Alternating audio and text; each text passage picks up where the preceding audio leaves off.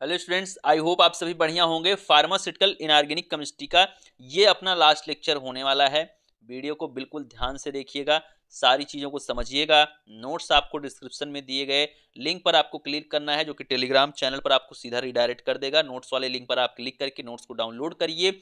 अभी तक हम लोग फार्मास्यूटिकल इनऑर्गेनिक केमिस्ट्री का अब ये सेकंड यूनिट निपटा चुके हैं। ठीक है, ये लेक्चर समाप्त होते ही सेकंड यूनिट खत्म हो जाएगी। फार्मास्यूटिकल एनालिसिस की एक यूनिट, फर्स्ट यूनिट निपट गई है। 2 ही लेक्चर में मैंने यूनिट 1 निपटाया है, आप उसको जाके देखिए। उसके अलावा HAP की यानी कि ह्यूमन एनाटॉमी एंड फिजियोलॉजी की 3 यूनिट निपट चुकी है। सभी के नोट्स अवेलेबल हैं डिस्क्रिप्शन में दिए गए टेलीग्राम चैनल पर।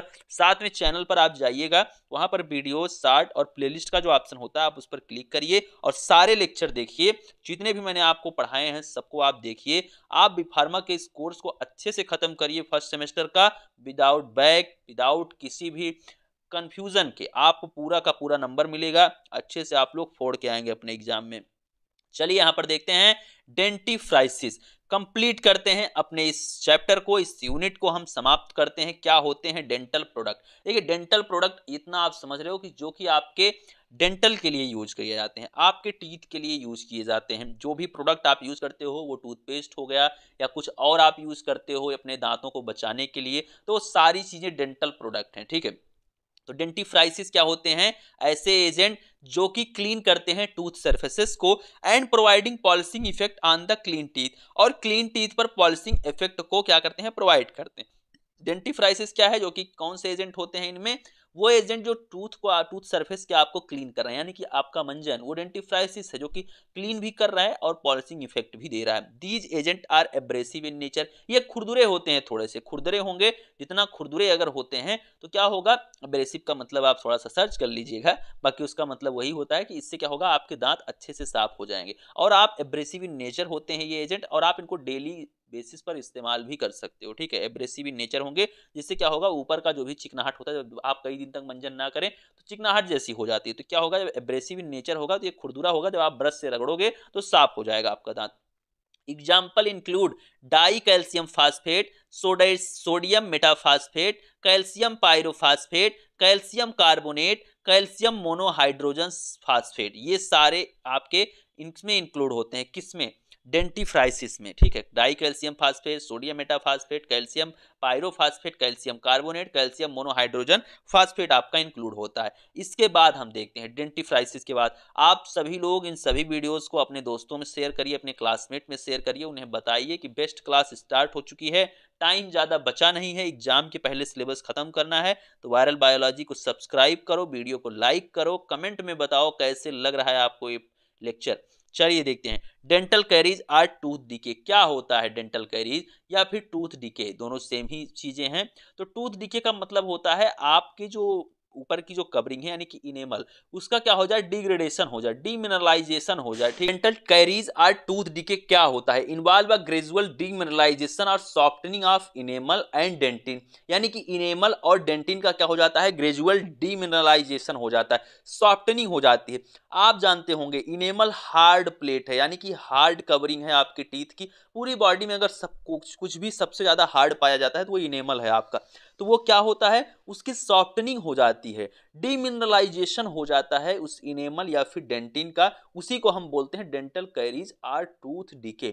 If it is not treated, यदि यह ट्रीट नहीं किया जाता है तो जो माइक्रो ऑर्गेनिज्म होंगे, वायरस बैक्टीरिया, ये सारे आपके इन्वेट कर देंगे पल्प को, यानी कि जो आपका मसूरा है वहां तक पहुंच जाएंगे। अब हार्ड पैलेट है तो नहीं अटैक कर पा रहे हैं, लेकिन जब ये आपका मुलायम हो जाता है, देखते होंगे मम्मी पापा होते हैं, उनकी ज्यादा एज होगी, दादा दादी होंगे आपके, जो भी ओल्ड पर्सन आपके पास होंगे आपके घर में, उनके दांतों में क्या होता है? इन्फेक्शन हो जाता है। और फिर क्या होता है? इन्फ्लामेशन, यानी कि स्वेलिंग आ जाती है, सूज जाता है वो। ठीक है, दांतों के साइड में तो ऐसा होता है, और सामने वाले दांतों में भी हो सकता है, ऐसा ना समझिएगा कि दांतों के साइड में ही होता है। तो ये सारी चीजें किसमें आती हैं? डेंटल कैरीज या फिर टूथ डिके में आती हैं। अब टूथ डिके होता कैसे है, किस तरह से ये टूथ डिके आपका फॉर्म होता है, किस तरह से दांत आपके खराब होते हैं, इसका क्या प्रोसेस है? जो बैक्टीरिया है, प्राइमरली ज्यादातर जो बैक्टीरिया है वो स्ट्रेप्टोकोकस म्यूटेंस एंड लैक्टोबैसिलेसी होते हैं आपके मुख में, जो कि आपके इसको काज करते हैं आपके टूथ डिके को।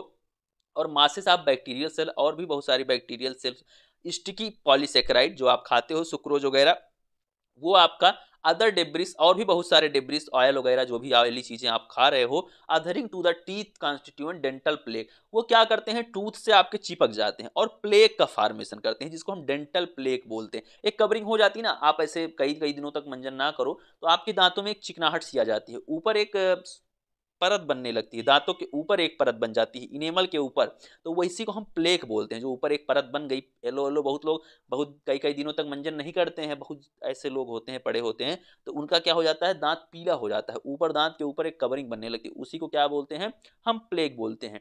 Bacterial plaque convert sucrose, bacterial plaque क्या करता है, सुक्रोज जो होता है उसको कन्वर्ट करता है वोलेटाइल एसिड में, जिसको लैक्टिक एसिड बोलते हैं, that destroy the hydroxyapatite, जो कि हाइड्रोक्सी एपेटाइट को डिस्ट्रॉय करता है। If plaque is not removed it calci, रुक जाइए सॉरी एक minute, if plaque it not remove, यदि जो आपका प्लेक है वो रिमूव नहीं किया जाता है तो क्या हो जाता है, वो कैल्सीफाई हो जाता है, किसमें, कैलकुलस में। कई कई दिनों तक अगर ये आपकी जो परत ऊपर बन रही है आपके दांत के, आप उसको ब्रश नहीं करते हो, रिमूव नहीं करते हो, तो वो कैलकुलस में बदल जाती है। When calcium salt precipitate from the saliva, जब कैल्शियम साल्ट क्या होगा, प्रेसिपिटेट हो जाएगा स्लाइवा के through.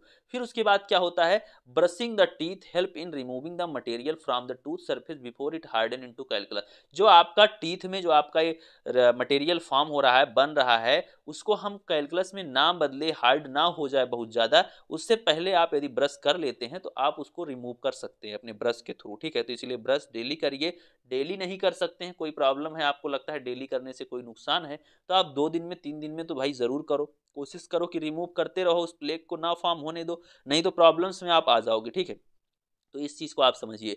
Role of fluoride in treatment of dental caries, ठीक है, रोल ऑफ फ्लोराइड क्या होता है, जो कि डेंटल कैरीज में आपका हेल्प होता है, टूथ डिके ना हो, कम से कम हो, उसके लिए हम फ्लोराइड का यूज करते हैं। उसका क्या रोल है, कैसे रोल है, जो आपके मंजन आते हैं उसमें फ्लोराइड होता है, तो मैं आपको उसका यूज बताता हूँ। Human teeth are primarily composed of mineral calcium hydroxide, ये जो आपका क्या है, hydroxy apatite, calcium hydroxy apatite, यही आपका प्राइमरली जो है ह्यूमन टीथ में होता है। इसका फार्मूला आप ये देख सकते हो, केमिकल फार्मूला ये है, main component of mineral is hydroxyl ion, जो आपका मेन कंपोनेंट है इस हाइड्रोक्सिल एपेटाइट का, कैल्शियम हाइड्रोक्सिल एपेटाइट का, वो OH है, यही हाइड्रोक्सिल आयन है, ठीक है।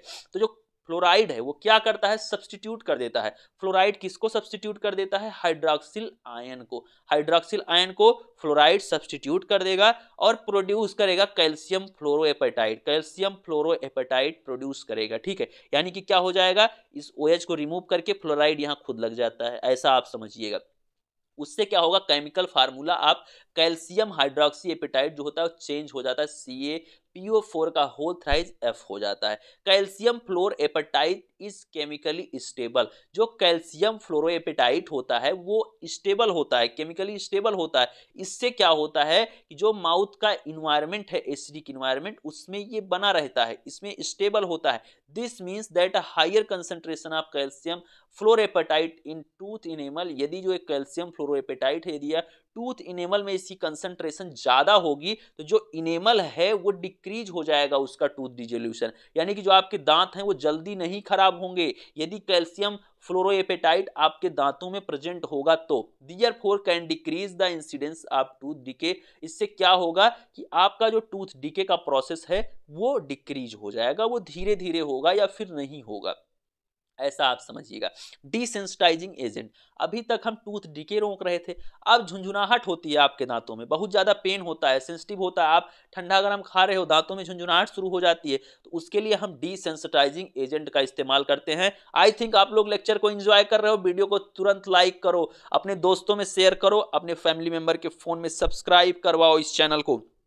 चलिए देखते हैं डिसेंसिटाइजिंग एजेंट कि बहुत ही कम अभी इस टाइम पर हम लोग जो भी चीजें आपको प्रोवाइड कर रहे हैं उसके लिए आपका सपोर्ट थोड़ा सा कम है, तो आप कोशिश करिए कि ज्यादा से ज्यादा सपोर्ट हो, तो आप सभी से सब्सक्राइब करवाइए, अपने फैमिली मेंबर से, अपने दोस्तों से, सब से सब्सक्राइब करवाइए और फटाफट से हम लोग बेस्ट चैनल बनने वाले हैं। बी फार्मा के जितने भी लेक्चर हैं आप उसको देखें, जितनी भी खबरें हैं यूनिवर्सिटी की उसको देखें, वीडियो को लाइक करें, डिसेंसिटाइजिंग एजेंट, और एक कमेंट जरूर छोड़ें, लेक्चर को देखते हुए एक कमेंट आप जरूर करिए। डिसेंसिटाइजिंग एजेंट वो होते हैं जो कि पेन को रिड्यूस करते हैं सेंसिटिव टीथ के okay, caused by cold heat or touch. जब कोल्ड हीट या टच से क्या होता है, आपके दांतों में झुंझुनाहट होती है, तो जो डिसेंसिटाइजिंग एजेंट है वो क्या करता है, उस पेन को रिड्यूस करता है। These product should be non abrasive. लेकिन जो डिसेंसिटाइजिंग एजेंट होते हैं नॉन एब्रेसिव होते हैं, खुरदुरे नहीं होते हैं, आप इसको रेगुलर बेसिस पर यूज नहीं कर सकते हैं। और इसको जब हम यूज करते हैं तो हम डेंटिस्ट की सलाह से यूज करते हैं या फिर फिजिशियन की सलाह से यूज करते हैं। एग्जाम्पल इंक्लूड स्ट्रॉन्सियम क्लोराइड, जो इसका एग्जाम्पल है। स्ट्रॉन्सियम डिसेंसिटाइजिंग एजेंट जो आपके होते हैं उनमें क्या होता है, या तो स्ट्रॉन्सियम क्लोराइड है और आपका जिंक क्लोराइड हो सकता है, ठीक है। ये होता है डिसेंसिटाइजिंग एजेंट, जो कि दांतों की झुंझुनाहट से आप में हेल्प करा, आपके दांतों में दर्द ना हो। अब आता है कैल्शियम कार्बोनेट, कैसे इसका इस्तेमाल है, क्या इसका यूज है, क्या प्रिपरेशन है, क्या प्रॉपर्टी है। कैल्शियम कार्बोनेट क्या करेगा, कैल्शियम की कमी को पूरा करेगा, आपके टीथ में कैल्शियम की कमी को पूरा करेगा। इसका फार्मूला होता है CaCO3। प्रिपरेशन कैसे करते हैं, CaOH का होल ट्वाइस, यानी कि हम स्लेक्ड लाइम कैल्शियम हाइड्रोक्साइड को लेते हैं और उसमें हम कार्बन डाइऑक्साइड को पास करते हैं। जब हम कार्बन डाइऑक्साइड पास करेंगे स्लेक्ड लाइम से तो हमको CaCO3 यानी कि कैल्शियम कार्बोनेट मिलेगा और वाटर मिल जाएगा एज अ बाई प्रोडक्ट। अपना मेन प्रोडक्ट क्या है, CaCO3। कैल्शियम कार्बोनेट को आप एक तरह से और प्रिपरेशन इसकी कर सकते हैं। सोडियम कार्बोनेट की रिएक्शन CaCl2 से जब करवाते हैं तब भी आपका CaCO3 और NaCl के दो मॉलिक्यूल आपको एज अ बाई प्रोडक्ट मिल जाते हैं।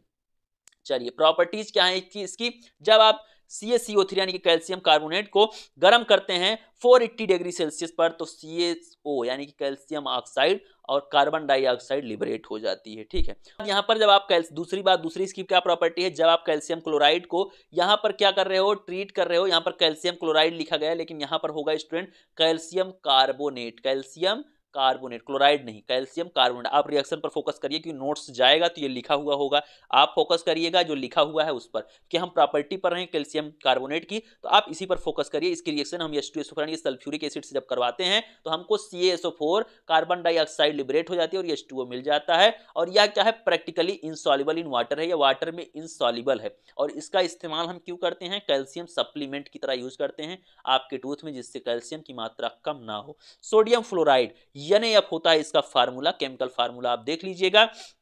उसके बाद क्या है, HF का रिएक्शन आप NaOH से कराएंगे तो NaF यानी कि सोडियम फ्लोराइड मिलेगा। फ्लोराइड क्या है, सोडियम फ्लोराइड का क्या यूज होगा स्टूडेंट, फ्लोराइड की कमी को पूरा करना, यही अपना फ्लोराइड करता है ना। फ्लोराइड आपके दांतों में होता है, मंजन में होता है और भी ढेर सारी चीजों में होता है। जितने भी केमिकल प्रोडक्ट आपके आते हैं डेंटल के लिए, आपके दांतों को साफ करने के लिए, उसके लिए क्या, टूथ डीके को रोकने के लिए, तो क्या है उसके लिए फ्लोराइड होना इंपॉर्टेंट है। तो HF का रिएक्शन NaOH से आप करवाइएगा तब भी आपका NaF मिलेगा।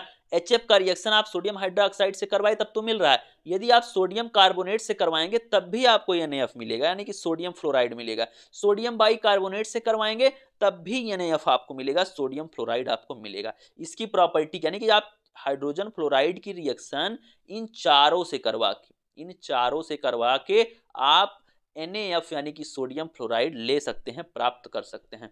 प्रॉपर्टी क्या है इस सोडियम फ्लोराइड की, जब इसकी रिएक्शन आप H2O से करवा रहे हो तो HF और NaOH मिला, यही रिएक्शन जस्ट रिवर्स, यही इसकी प्रॉपर्टी में आपको मिल गई, ठीक है। प्रिपरेशन में जो था वही प्रॉपर्टी मिल गया है। फिर क्या है, क्लोरीन गैस जब आप पास करते हो सोडियम फ्लोराइड से तो ये फ्लोरीन गैस रिएक्ट करता है, यानी कि NaCl बना लेगा और फ्लोराइड गैस आपका क्या हो जाएगा, रिलीज हो जाएगा, fluorine gas sorry. On excess heating it releases toxic fume of hydrogen fluoride. जब आप बहुत ज्यादा हीट करोगे तो हाइड्रोजन फ्लोराइड क्या होगा, उसके टॉक्सिक फ्यूम रिलीज होंगे। Used as a cleaning agent and fluorinating agent, ये कैसे यूज किया जाएगा, क्लीनिंग एजेंट की तरह और फ्लोरिनेटिंग एजेंट की तरह इसका हम इस्तेमाल करते हैं। किसका, सोडियम फ्लोराइड का। इसका आप ध्यान रखिए कि सोडियम फ्लोराइड का आप कैसे इस्तेमाल करो, क्लीनिंग एजेंट और फ्लोरिनेटिंग एजेंट। फ्लोरिनेटिंग एजेंट का क्या मतलब है कि जब ये जाएगा तो आपके इनेमल से अटैच होगा, तो इससे क्या होगा, टूथ डीके स्लो होगा। और क्लीनिंग में तो आप फ्लोराइड का इस्तेमाल करते ही करते हो, सोडियम फ्लोराइड का, ठीक है। फ्लोराइड, सोडियम फ्लोराइड मतलब फ्लोराइड, फोकस करिएगा आप इस चीज को लेकर, ठीक है। चलिए आगे चलते हैं, जिंक यूकोजिनाल सीमेंट, यह भी बहुत इंपॉर्टेंट है। किस तरह से ये वर्क है, क्या है इसके पार्ट, आपसे पूछा जाएगा जिंक यूकोजिनाल सीमेंट के बारे में लिखिए, तो आप वहां पर क्या लिखेंगे, यहां पर आप लिखेंगे 7 नंबर के क्वेश्चन आ जाते हैं इसके। तो जिंक यूकोजिनाल सीमेंट में 2 पार्ट होता है, एक पाउडर पार्ट होता है, एक लिक्विड पार्ट होता है, ठीक। पहले मेनली 2 पार्ट, एक पाउडर एक लिक्विड। अब पाउडर में क्या क्या होगा, पाउडर में होगा zinc acetate, zinc stearate, zinc oxide और रोजिन। जो जिंक एसीटेट होगा 0.5 gram, zinc stearate 1 gram, zinc oxide 70 gram, rosin 28.5 gram. जो आपका जिंक एसीटेट है एक्सिलरेट करेगा सेटिंग टाइम को, इंप्रूव करेगा स्ट्रेंथ को। कौन? Zinc stearate. जिंक ऑक्साइड क्या करता है? Produce sedative effect. और रोजिन क्या करेगा? Increase fracture resistant. ये है पाउडर पार्ट, जिसके ये आपके पार्ट दिए गए हैं। पाउडर में क्या क्या चीजें हैं, उनका क्या वर्क है और कितना कितना होगा, क्या क्या अमाउंट होगा, ठीक है। फिर इसके बाद आता है लिक्विड पार्ट। लिक्विड पार्ट आपका जो होगा वो यूकोजिनाल, उसमें यूजिनाल होगा जो कि 85 ml as a plasticizer use किया जाएगा। और कॉटन सीड ऑयल होगा जो कि 15 ml होगा एज अ प्लास्टिसाइजर, ये भी यूज किया जाएगा। आप क्या करेंगे? मिक्स करेंगे। आप एक चीज का ध्यान रखेंगे, the liquid are mixed together in proportion आप स्पेसिफाइड, ठीक है। जो आपका लिक्विड है वो स्पेसिफाइड प्रोपोर्शन में यूज किया जाएगा। जिंक यूकेजिनाल सीमेंट जो होगी prepared by mixing 10 part of powder, ठीक है। जितना पाउडर होगा, जैसे 10 ग्राम पाउडर ले रहे हो तो जो आपका लिक्विड होगा वो सिर्फ 1 ग्राम होगा, जिससे जो आपका बने वो थिक पेस्ट बने, तभी वो चिपकेगा, तभी अच्छे से यूज हो पाएगा। Immediately before use. और इमीडिएटली बिफोर यूज आप इस्तेमाल, कैसा नहीं आज आज बना रहे हैं कल इसका इस्तेमाल करेंगे, नहीं। आपको यूज करना है, आप तुरंत बनाइए। 10 पार्ट होगा आपका जो सॉलिड पार्ट होगा, पाउडर पार्ट होगा, और एक होगा आपका लिक्विड। उसके बाद इसका यूज क्या है स्टूडेंट, ये इंपॉर्टेंट हो जाता है। एज अ सेडेटिव, सेडेटिव की तरह यूज होता है। It can be used in dentistry, यह आपका डेंटिस्ट्री में यूज होता है। As a filling or cement material, filling करने के लिए, या फिर हम कह सकते हैं सीमेंट मटेरियल की तरह इसका इस्तेमाल किया जाता है। ये बात हो गई आपके डेंटल प्रोडक्ट की। यहां पर आपकी खत्म होती है यूनिट, लेकिन जाइए मत, उससे पहले इस वीडियो को लाइक करते जाइए, मुझे इंस्टाग्राम पर फॉलो करते जाइए, जिसका लिंक मिलेगा डिस्क्रिप्शन में। नोट्स के लिए डिस्क्रिप्शन में मिलेगा लिंक, उस पर क्लिक करिए, नोट्स को डाउनलोड करने के साथ चैनल को ज्वाइन करिए। उसके बाद मुझे कमेंट में आप जरूर बताइए कि लेक्चर आपको कैसा लगा। वीडियो को लाइक, दोस्तों में शेयर करना बिल्कुल मत भूलिएगा। एक से बढ़कर एक बेस्ट लेक्चर देने वाला हूं, बेस्ट नोट्स देने वाला हूं आपको। बिल्कुल आपकी सारी प्रॉब्लम्स पर है हमारी नजर, हमारी पूरी टीम इसके लिए लगी हुई है। मिलते हैं नेक्स्ट वीडियो में नेक्स्ट लेक्चर के साथ। प्लेलिस्ट चैनल की जरूर चेक करिए, आपको प्लेलिस्ट में सारे लेक्चर मिल जाएंगे, जितने भी लेक्चर अभी तक हुए हैं। आप चैनल पर क्लिक करके वीडियो, शार्ट और इस तरह तरह के ऑप्शन होते हैं यूट्यूब चैनल पर, वहां पर आपको प्लेलिस्ट में जब आप जाएंगे तो सारे लेक्चर विथ नोट्स आपको मिलेंगे। नोट्स सभी के डिस्क्रिप्शन में आपको मिल जाएगा, तो वहां पर क्लिक करके आप नोट्स ले सकते हैं, लेक्चर ले सकते हैं, अच्छे से अपने सब कॉन्शियस माइंड में फीड कर सकते हैं, जिससे आप चीजों को भूलें ना। वीडियो देखने का मतलब यह है आप चीजें भूलेंगे नहीं, और नोट्स को आप इजिली समझ सकते हो, सोते हुए रजाई में समझ सकते हो। तो ढेर सारी चीजें हैं, ढेर सारी फैसिलिटीज चैनल से आपको मिल रही हैं। मिलते हैं नेक्स्ट वीडियो में। Thank you, love you all, नमस्कार।